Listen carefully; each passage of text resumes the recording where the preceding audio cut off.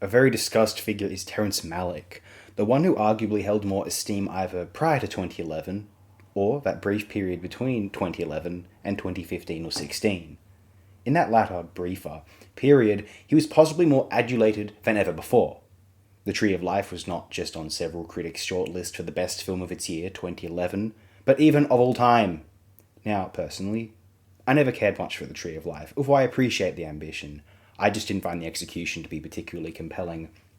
I sometimes suspect that the film would have been better off casting talented, convincing unknowns rather than greedy narcissists, but that's just my own opinion. I used to really scorn the film, but it was really just a byproduct of what I perceived as the girth between its effective quality and what others, who would write in the most self-important and superiority complex centered manner about it, were saying about it. In a vacuum, it is not so bad, though very, very far from what I would at least refer to as a classic film. His follow-up feature, titled To the Wonder, released in 2012, was okay, but I didn't find it overwhelmingly memorable, and even just, forgive this sometimes deplored adjective in cinema discourse, but yes, boring!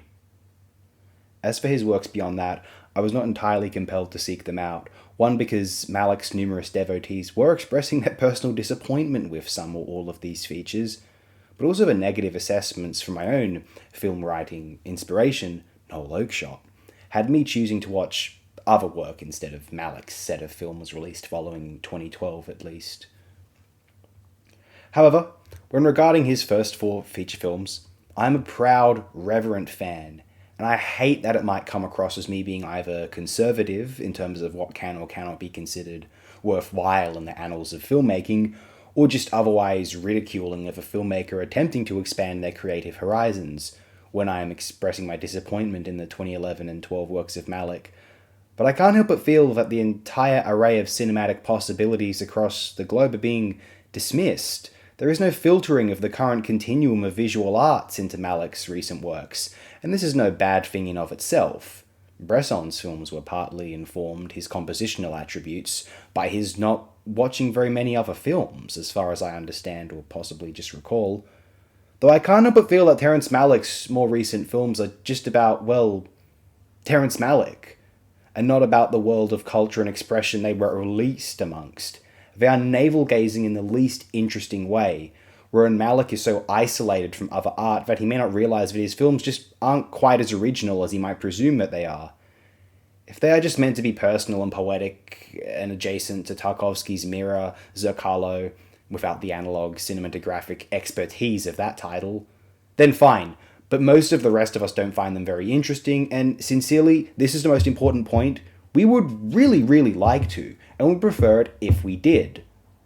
I bring up Bresson before, whose 70s works and his final work, 1983's L'Argent, were really quite different from most or all other auteurs operating at those times. There are Malick equivalents across the globe, be it Sokurov, Kawase, or Zhang Lu, who are releasing works which feel relevant and addressing of the contemporary continuum of films and visual arts, and whilst being entirely unique and alien compared to many or most other directors' films currently out there. Now that being said, I'm quite keen to view his film about Christ, which he is apparently still editing and is titled The Way of the Wind, as long as it isn't approaching the tone of Scorsese's glibly heretical and cheap, edgy misunderstanding of Christ's own pathos, but I think we might be in for a film that is at least cinematographically enriching and magnificent, or so I am hoping to eventually see. Okay, so that brings us to the point of this upload's trivial existence. Malick's debut, 1973's Badlands, considered a classic of American cinema, probably one of the most widely celebrated debut features of all time, and a landmark title in the American 70s New Wave spectrum, one which is regularly cited by some self-important, overly emotional romantics as a beautiful film, eager to come across as more sensitive and meaningful than those icky other people who are interested in sports and violent media and rap music, or whatever the fuck you choose to look down upon by comparison. But I do really like Badlands. I love the cinematography. I think the performers are quite radiant. I think it conjures a more visceral, realer display of the much mythologized 50s America than a large sum of post-50s films which attempt it.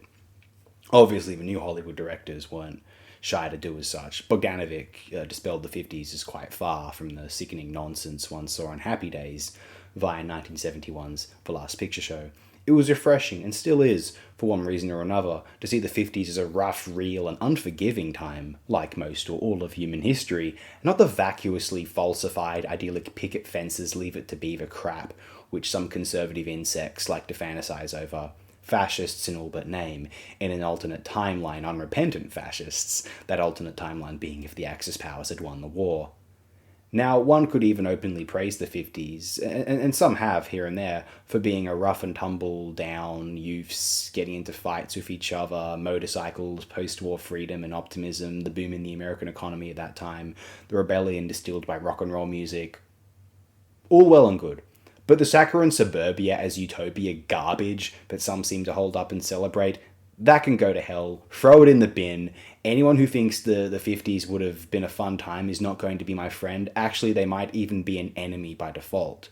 The equivalent of Rudolf Hoss's family in the zone of interest, as far as I'm concerned. The advocates of the mythical 50s tend to believe in and support hierarchy, divisions in society, the market economy, and for ideological reasons, not as a matter of some human inevitability, which I can forgive if just viewed as the latter. And the disgusting pod people pathos, which is usually referred to as repellent conformity. If you're one of these people, I hope the Bolsheviks rise from their graves in Russia, cross the ocean floor to wherever your abode is and treat you like the old Romanovs. As the great Scottish-American, and recently passed, tragically, analytic philosopher and Catholic Thomist Alasdair MacIntyre said, when asked if he still felt any kinship with the more Marxist beliefs of his youth, "I think every rich person ought to be hung from the nearest lamppost." My only slight disagreement with that statement is that there aren't any lampposts around here, but substitute lamppost for street light, and then we're all good. Actually, in some respects, Badlands was the old 55 Rebel Without a Cause, or Rebel Without a Foot in vacuous 50s Hollywood melodrama which people pretend to ironically like now, but it was garbage then and it's garbage now. I love me some Nick Ray, but that is one of his weaker films, and I'm not backlashing against it for being a more popular film in Ray's filmography. I'm backlashing against it because it is over-the-top, sanctifying trite, with some pretty colours and a heartthrob, but I'm above celebrity worship. And so ought all of you too, by the way. Yeah, I like Badlands, but actually, I prefer the next three Malick features, to the point wherein I wouldn't think about Badlands much, or as much, if it were in another worse-off timeline. It were Malick's sole feature film effort, but looking at it, it's good stuff. And I think deserving of its continued accolades. A depressing film, and one that many audiences might find overly depressing, because it distills a harsh reality not often experienced by certain suburban filmgoers more interested in drinking wine and gossiping with their ever-aging girlfriends. The problem with some of those with a conformist pathos, people who expect and demand their idea of normalcy and balk at anything outside of it, is that they aren't live and let live. They question and bemoan that anyone would do anything outside of the absolute norm, and would genuinely prefer it if no one ever did. This is completely distinct from those of us with more, let's just say, though I find the phrase pretty obnoxious, open-minded or accepting of diversions from the set standard or cultural status quos, whatever they might be, who are fairly live and let live with cultural priorities. Even if we find some of these to be vapid and hollow, we don't want people to stop doing what they're doing or control what they want in life. But they absolutely do for us. And my comments on massacring rich people before, that's to do with material greed squandering the well-being of others, not the preferences or initial prospective existences of alternatives in film viewing, outside or bereft of the set norm in society at that time. Frankly, when considering those who explore art or culture outside of the narrow mainstream, it's the equivalent of someone choosing to eat from somewhere other than McDonald's. That's sincerely all it is, and ever was. And if we're going to be put down for that, fine. Enjoy your Big Macs, I guess. Laugh and grow fat. The idea that those who view work outside the narrow mainstream are elitist, this is sometimes true, but really it is just, mostly, individuals who want a little bit more out of life than eating at cafes, watching reality shows, getting a promotion at work, gossiping about someone else's personal life, or talking about how that business used to be a this, but now it's a this. Oh, how fucking compelling! It is the so-called, sometimes designated normies who want to control what people do in life and feel disgusted at people doing things different from them. They project this pathos onto those who embark upon slightly, even just slightly, alternative lifestyles. But those alternative types are usually live and let live, not elitist. Because not everyone believes, or requires a belief in, a spectrum of winners and losers in order to be happy. Most so-called normies can't be happy unless there's a significant enough number or percentage of people doing worse than them.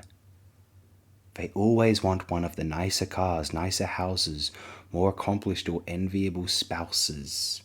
Because the rat race, survival, life is a vapid game to them. This isn't some sport. It is life or death. And if you can't summon any compassion for others, they won't feel any compassion for you after they storm the figurative equivalent Bastille and go all Robespierre on you. I certainly won't feel sorry for you on that day, no more than they felt sorry for anyone they considered themselves to be smugly superior to. But Badlands is a good film, one of the better or best of 1973, along with Manny Carl's Duvida, Yoshihiji Yoshida's Coup d'etat, David Elphick's Crystal Voyager, Altman's The Long Goodbye, Hessler's The Golden Voyage of Sinbad, Eastwood's High Plains Drifter, to some extent. I used to detest the film, but then accepted it as an even more hardcore, condemnatory take on American cowardice and selfishness from the 20 years prior High Noon from Zinnemann. I'm very fond of Alan Gibson's Satanic Rites of Dracula, but I'm aware that many others may not be. Very, very fond of Freddie Francis's tremendous anthology work, Tales That Witness Madness, also. And I like Morrissey's Flesh for Frankenstein, but maybe not quite as much as some others do. Still pretty cool flick, though. Yeah, dig Badlands. But you know what? Yeah, maybe a few too many of its fans are snooty and relish in feeling superior to the average person, a bit too much. The entrapment of the so-called normies in their suburban hellholes, hack cafes, Netflix diarrhea, and top 40 chart sonic atrocities. This is not a cause for assuming that they are intrinsically worse than you. This is the cause for great despair. It is a tragedy. You ought to want them to be liberated. Though if they ever fuck with you, yeah, fuck with them. Go full Red Brigade on them, why not? They'd do the same to you if they could. Never misunderstand. Those people do hate you. And why they hate you is because you dare to exist in a manner that was ambivalent as to whether you impressed them or not. You invalidate their participation in the rat race, their existential gravity. You don't envy them, and they'll never forgive you for it. Sitting in front of screens in suburbia forever is no heavenly prospect, though sometimes the chosen contents of our screen will help to empower us to change the nihilistic material constructs which enforce us, and if such works, such films, assist in our liberation, then those are the films that will be cherished forever, which will be remembered, and Badlands, all of Malick's first 4 features, I would argue, are closer to this ideal than not. Thank you and good night, wherever you may be.